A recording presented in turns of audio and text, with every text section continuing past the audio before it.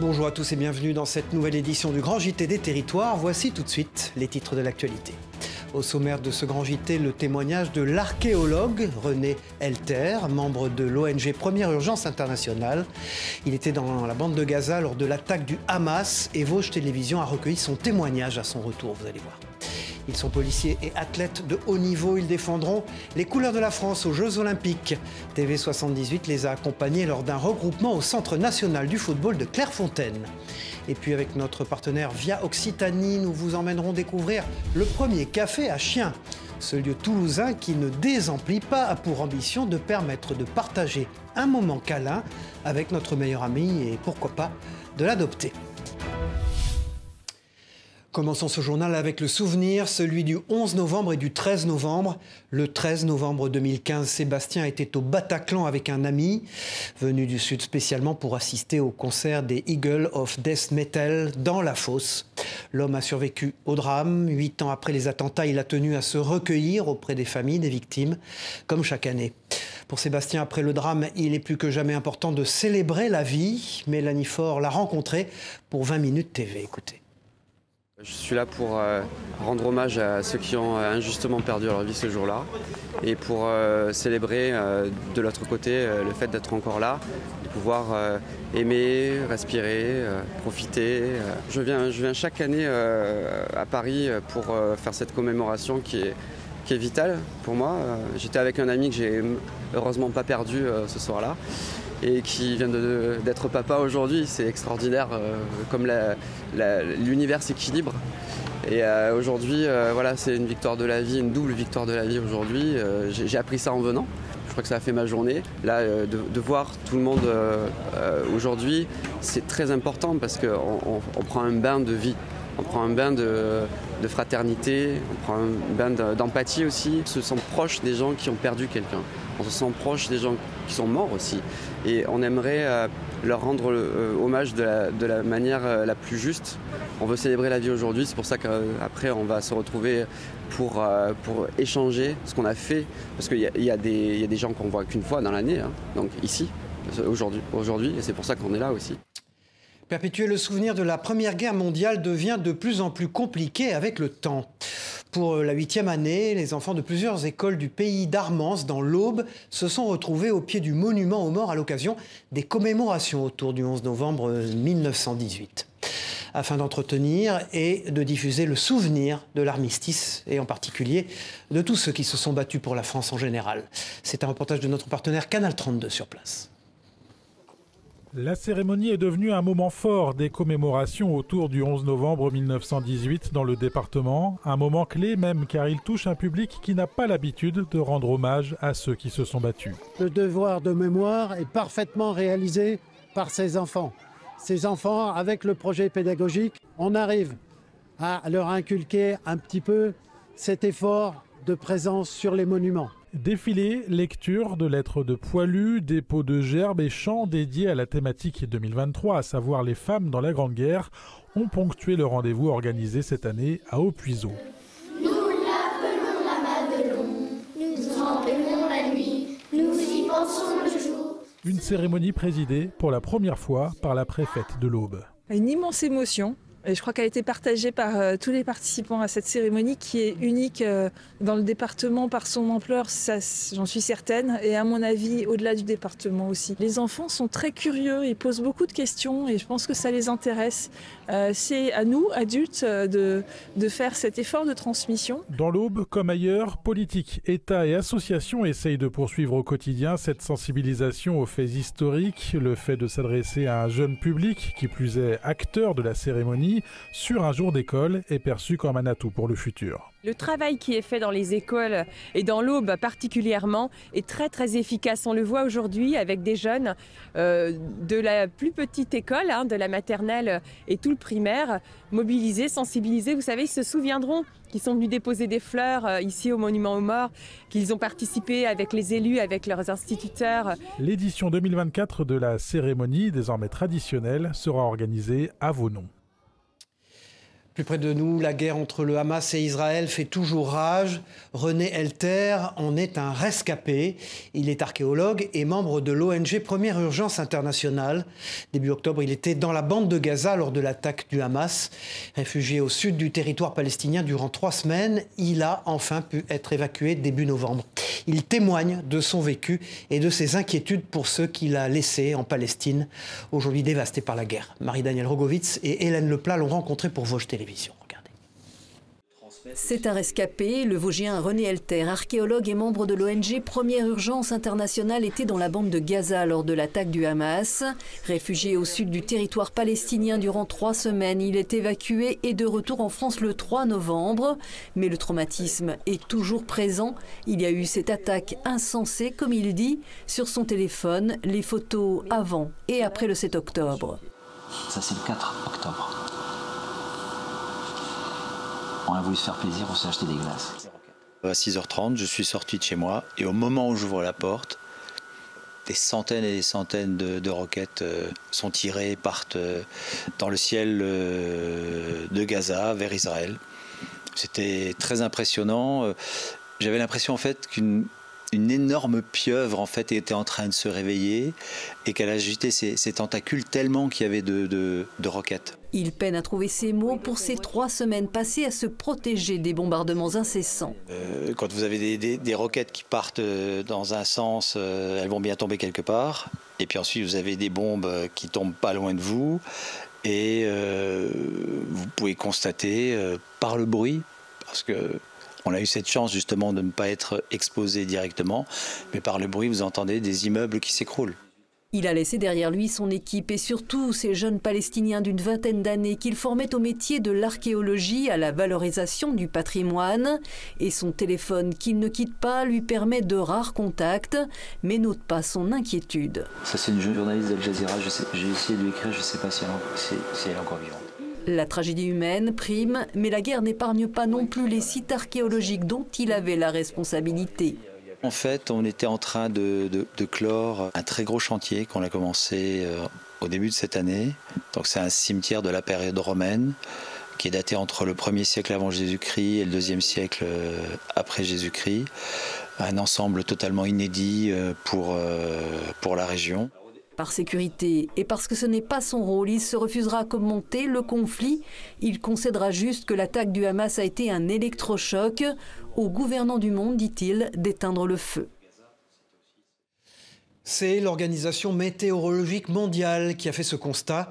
En seulement 50 ans, le nombre de catastrophes climatiques a été multiplié par 5.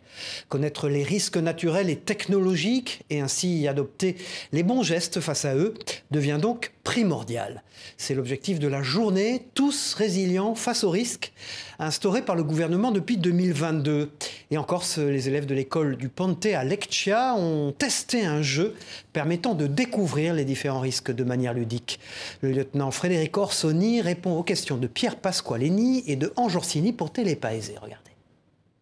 Alors à Ponte-Leccia, on a bien évidemment les risques naturels comme les inondations. On a bien vu dans les années 2015-2016 où ça a été quand même assez important. Mais il y a aussi d'autres risques comme le transport de matières dangereuses. On a le dépôt d'explosifs pas loin non plus. On a vraiment mis ça en relation avec la commune, avec le lieu dans lequel ils vivent. Et ils ont pu voir des vidéos ou des photos de choses qui se sont passées ici et du coup ils se sentent vraiment concernés. Ils ont pu aussi recueillir des informations dans les familles. Enfin, on en a beaucoup discuté dans notre entourage. Le principe, c'est de faire que les enfants et les adultes également aient une culture du risque. Voilà, savoir comment se comporter en cas d'aléa et savoir aussi, puisque ça rejoint beaucoup la prévention, savoir aussi comment faire pour que on ait de moins en moins de chances dans le futur d'aller vers ces risques, vers ces aléas. À Firminy, dans la Loire, depuis 2020, 2 professeurs et un groupe d'élèves ont créé une web radio afin de mieux comprendre ce qu'est un média. Cette semaine, ils ont eu la fierté d'inaugurer leur tout premier studio d'enregistrement. Et pour l'occasion, ces journalistes en herbe ont interviewé leur directeur académique. Marie-Lise Pariot était présente pour TL7 dans la Loire. 4-2-7, la radio de Valdec. 4-2-7, 4-2-7, la radio qui rassemble tous les élèves. Bonjour à toutes et à tous, bienvenue sur la radio 427, la radio de Valdec. Voici la première interview des élèves du collège Valdec-Rousseau dans leur nouveau studio d'enregistrement. L'invité du jour, Thierry Diclé, le directeur académique de la Loire. Merci pour vos questions. Alors, les 3 journalistes en herbe sont en 4e et sont fiers d'avoir préparé l'interview. Grâce à cette table de mixage et des micros flambant neufs, financés à hauteur de 8 600 € par l'État et le département, les élèves vont pouvoir créer leurs propres émissions. Et ils commencent à saisir les bases du métier de journaliste. Faut pas croire toutes les informations qu'on nous donne, faut vérifier. Il y a beaucoup de fake news et faut pas croire à tout ce qu'on nous dit. C'est pour ça qu'il faut regarder aussi sur les médias et pas que sur les réseaux. Indispensable pour les 2 professeurs en charge de ce projet, l'éducation aux médias et à l'information est nécessaire dans la société actuelle. La première chose qu'on leur apprend, c'est qu'est-ce qu'un média ? Parce que la plupart du temps, pour eux, un média, c'est un réseau social. Donc c'est très important pour nous de leur apprendre ce qu'est un média et on leur apprend également ce qu'est une information. Parce que ça peut paraître anodin, mais c'est très important de comprendre ce qu'est une information. La déontologie, la vérification ou encore le parcours de l'information, voilà les codes journalistiques que les professeurs transmettent. Fiers de leurs élèves, ils vantent les mérites de l'enseignement de projet. Et on s'est rendu compte surtout du fait que le média radiophonique permettait surtout l'exigence de l'écriture, parce que tout passe par une préparation écrite, et donc on a une valorisation évidente des compétences orales et écrites chez nos jeunes. Le collège de Firminy n'est pas le seul à être doté d'un studio d'enregistrement. 8 en tout dans la Loire sont installés. Parce que la transmission des savoir-faire est essentielle, les compagnons du Tour de France prennent soin de leurs apprentis. En offrant à ces futurs menuisiers, couvreurs ou bien encore plombiers leur caisse à outils. C'est une cérémonie bon enfant qui s'est déroulée tout près de Limoges, au cœur du centre de formation de ces artisans d'exception. Pour cette à Limoges, Tom Capron a rencontré Vivian Bory, formateur en menuiserie et en ébénisterie. Les outils, en fin de compte, on les garde longtemps, toute une vie, et c'était important, voilà, de pouvoir donner les outils de base en fait de la caisse à outils auprès de ces apprenants, puisque voilà, il y a ce moment d'échange et ce moment, voilà, peut-être de passation ou de transmission, j'en sais rien, de métier et de passion. Il y a vraiment un travail d'équipe, une cohésion de groupe, et ça on le trouve ici à la Fédé, en centre de formation, mais aussi dans les entreprises en fait. Donc on essaie de former au monde du travail, mais aussi au monde en général. Après la caisse à outils, si vous ne voulez pas sortir votre machine à coudre, voici le bonus réparation textile, lancé officiellement la semaine dernière par le ministère de la Transition écologique pour lutter contre le gaspillage. Doté d'un fonds de 154 millions d'euros, le dispositif permet aux consommateurs d'obtenir un rabais pour faire réparer ses vêtements et ses chaussures au lieu de les jeter, à condition que le cordonnier ou le retoucheur soit labellisé. Et ils sont très peu à Bordeaux et en Gironde, comme l'a constaté Dominique Parmentier pour TV7, la chaîne du groupe Sud-Ouest. Réparer plutôt qu'acheter du neuf. C'est le principe de ce nouveau bonus qui vous offre entre 6 et 25 € de remise si vous faites réparer vos vêtements. Par exemple, 7 € pour le rapiessage d'une pièce trouée, facturé habituellement 12 €, ou encore 25 € de remise pour un ressemelage de chaussures en cuir à environ 90 €. Un dispositif diversement apprécié par les Bordelais. Vous pensez que vous allez vous en servir ? Pas vraiment, j'achète déjà mes vêtements en seconde main, donc j'ai rien à remettre, quoi. Actuellement, quand j'ai des accros, je fais moi-même, mais je n'ai pas du temps, donc si j'ai un bonus pour le faire, pourquoi pas. Je suis absolument pas d'accord avec ça, parce que quelque part, ça veut dire quoi? Ça veut dire que tout va être gratuit en France, et pourtant rien n'est gratuit. Donc ça veut dire que qui va le payer? Vous, moi et autres? Ça peut inciter les gens à acheter des vêtements de qualité, parce qu'ils sauront qu'ils peuvent les garder, pourquoi pas. Il y aura ceux qui jouent le jeu et ceux qui montent les prix. Quoi qu'il en soit, pour en bénéficier, il faut vous rendre chez un professionnel labellisé par l'éco-organisme Refashion. C'est le cas de cette cordonnière de la rive droite de Bordeaux, une des rares indépendantes à avoir adhéré. Mais aujourd'hui, elle trouve que le dispositif n'est pas intéressant pour des artisans comme elle. C'est à nous de faire toutes les démarches pour que les clients bénéficient de ces baisses, de ce bonus. Et le problème, c'est qu'on n'a pas le temps. Enfin, moi là, je l'ai fait hier, j'ai fait cas pour une personne qui, justement, effectivement, n'aurait pas fait réparer toutes ses chaussures s'il n'y avait pas eu le bonus. Sauf que ça m'a pris un temps fou et que je ne pourrais pas le faire sur toutes les paires de chaussures. Et on doit même avancer l'argent, finalement, puisqu'on baisse nos tarifs et on sera remboursé plus tard. Donc là, il y a un petit souci. Les cordonniers, on n'a pas les reins assez solides et puis ce n'est pas notre rôle d'avancer les subventions Delta, quoi. Enfin, c'est un peu bizarre. À ce jour, une petite douzaine seulement de professionnels sont labellisés en Gironde, 600 en France et en majorité des grandes enseignes de vêtements. Pas sûr que cela aide à lutter contre le gaspillage. 700 000 tonnes de vêtements sont achetés chaque année en France. Les 2 tiers finissent dans les décharges. L'objectif du dispositif, c'est de réparer 21,6 millions de pièces d'ici 2018 contre 16 millions en 2019. Tout à fait autre chose, ouvrons maintenant une large page consacrée au sport. Né à Auckland, en Nouvelle-Zélande, le 2e ligne du Stade toulousain, Emmanuel Meafou, a officiellement été naturalisé français par la préfecture de Haute-Garonne. Il est désormais éligible pour jouer pour le 15 de France et s'entraîner à chanter la Marseillaise. On l'écoute au micro de notre partenaire de la Dépêche du Midi. Pour ma famille aussi, il y a bientôt le petit en décembre, donc ça me touche beaucoup au fond du cœur d'être finalement français et je suis très fier. Ouais. Cette première Marseillaise? Oui, là j'entraîne à la maison un peu et quand le bleu, quand il joue, j'essayais de chanter ce chanson, mais ouais, ça fait du bien d'être, c'est la première fois français et ouais, c'est bien. Dans 261 jours, ils défendront les couleurs de la France aux Jeux Olympiques. Pour préparer l'échéance, les athlètes de l'équipe de la police nationale se sont réunis pour 3 jours de séminaire au Centre national du football de Clairefontaine. Un moment privilégié à quelques mois des JO partagé par Gabriel Gontier pour TV78. Regardez.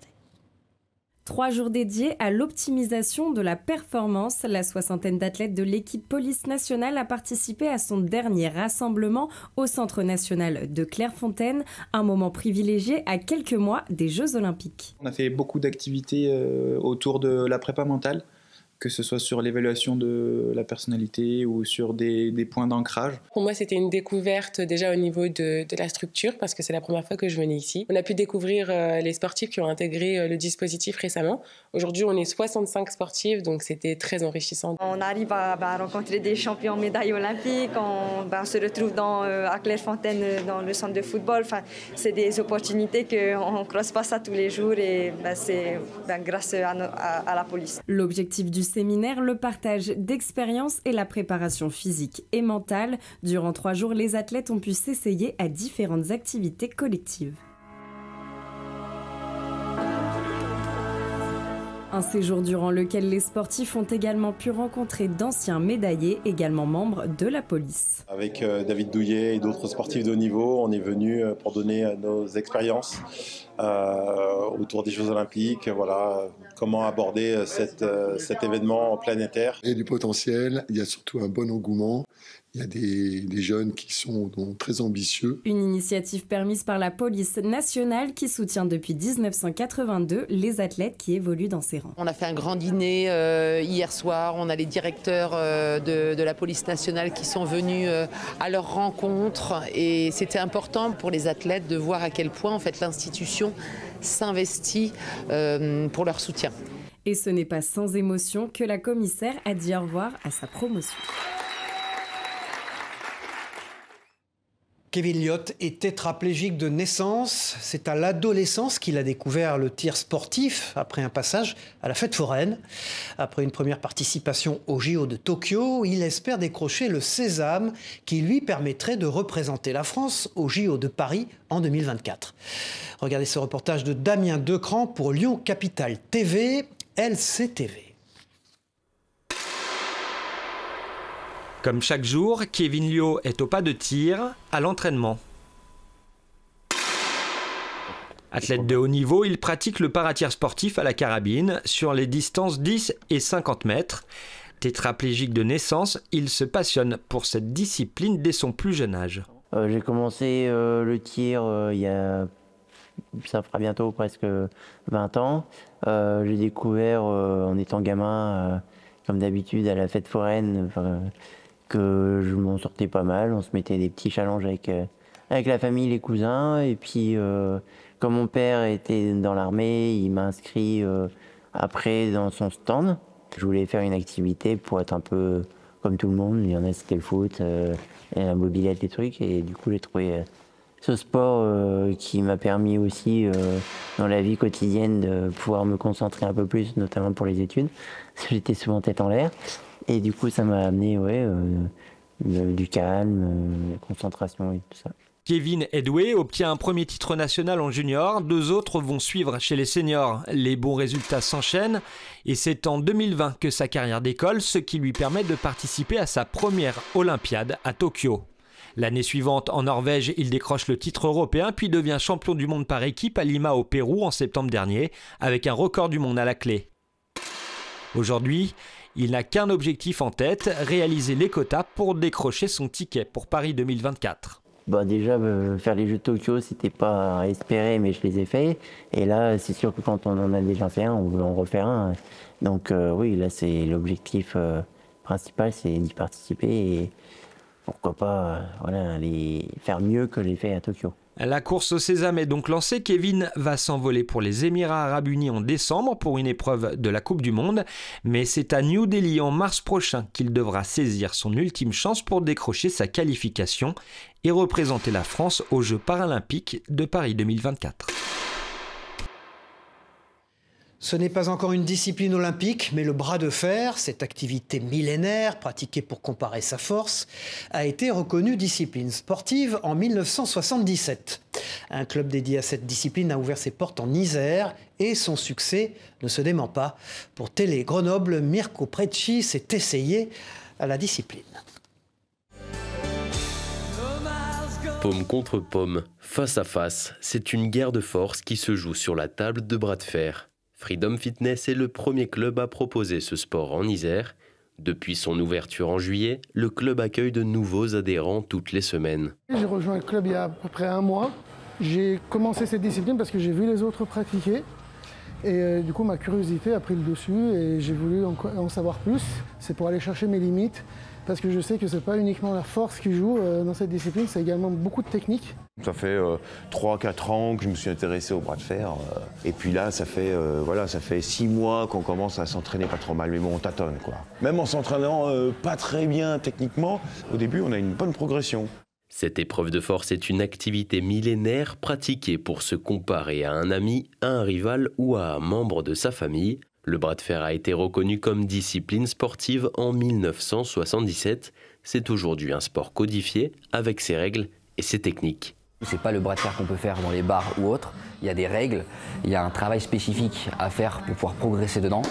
On peut croire que celui qui est le plus fort, plus costaud, va être forcément le meilleur sur table. Or, ça n'a rien à voir. Au bras de fer, la clé, c'est le poignet. Les adhérents travaillent spécifiquement les muscles pronateurs et fléchisseurs des avant-bras. Dans le bras de fer, en fait, il y a 2 axes à travailler. Ce qu'on appelle le rise et le cup. Le poignet est super important au bras de fer. C'est avec le poignet qu'on peut désactiver la force de l'autre. Chacun applique sa technique et puis s'adapte en fait à la technique qu'il subit. Donc c'est très rapide. Un match ne dure que 5 secondes. Les plus serrés peuvent s'allonger jusqu'à 40 secondes. Dans de nombreux pays de l'Est, le bras de fer est le sport national. En France, la discipline ne compte que 17 clubs pour 350 licenciés. Partons maintenant à la découverte d'un concept original. On connaissait les cafés à chats. Place désormais au premier café à chiens à Toulouse. Le lieu unique en Occitanie a pour ambition de permettre de partager un moment câlin avec notre meilleur ami et pourquoi pas de l'adopter. Pour Via Occitanie, Hervé Lisa a eu du mal à résister à la tentation. Câliner un chien tout en buvant un thé ou en mangeant une tarte, c'est ce que propose ce salon dans le centre-ville toulousain. Je pense qu'il sent l'odeur de mon chien sur mes vêtements. Des chiens appartenant au gérant, mais aussi en recherche de foyer, comme Melon, cet ariégeois de 6 mois. Le Canité veut sensibiliser sur une adoption réfléchie et responsable. Il a été récupéré par l'association Musotopia, donc c'est une association de protection animale qui récupère des chiens abandonnés et ou maltraités et qui les place dans des familles d'accueil. Et nous en fait on collabore avec cette association toulousaine et l'idée c'est qu'on mette en lumière ces chiens qui sont à la recherche d'une famille et qu'en venant au Canité, eh bien, le processus d'adoption ou de trouver une famille d'accueil soit beaucoup plus rapide. Pas question de chouchouter ces animaux n'importe comment, sur chaque table, une charte sur le comportement à adopter. On parle un petit peu à la place du chien pour que ça soit mieux perçu, comme par exemple laisse-moi venir à toi, ne m'appelle pas plusieurs fois par mon prénom, j'ai la tête qui tourne, pour que les gens en fait se rendent compte que ce sont des animaux, des êtres vivants et qu'il y a une façon de s'adresser à eux et que ce ne sont pas des peluches. Un concept dans le respect de l'animal qui séduit la clientèle. Ça m'a tout de suite plu de savoir qu'il y avait des chiens, qu'on pouvait passer du temps avec eux dans un café, pouvoir travailler. C'est toujours agréable de venir manger dans un salon de thé et en plus avec les chiens ça rajoute un petit plus. Moi j'adore. Et pour ceux qui souhaiteraient amener leurs chiens, des ateliers spécifiques sont programmés. 2 fois par mois environ, on organisera un événement canin. Il peut y avoir des ostéopathes animaliers par exemple, ou une éducatrice comportementaliste qui viendront, feront une petite conférence, mettront en place quelques ateliers. Des événements autour du bien-être animal donc. Le café est ouvert tous les jours, du mardi au samedi.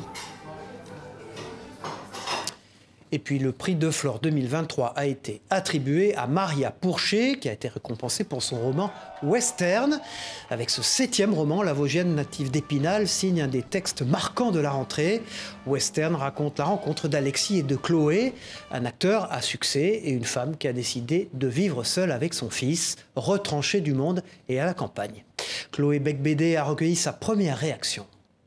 Abel Quentin, Bravalec, Angot, dans ces noms-là, tout est littéraire, tout est rock, tout est pointu. C'est exactement le club auquel on a envie d'être identifié.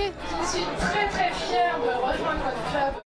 Voilà, c'est la fin de cette édition. Merci à tous de l'avoir suivi. On se retrouve très vite pour une nouvelle édition du Grand JT des Territoires. Au revoir à tous.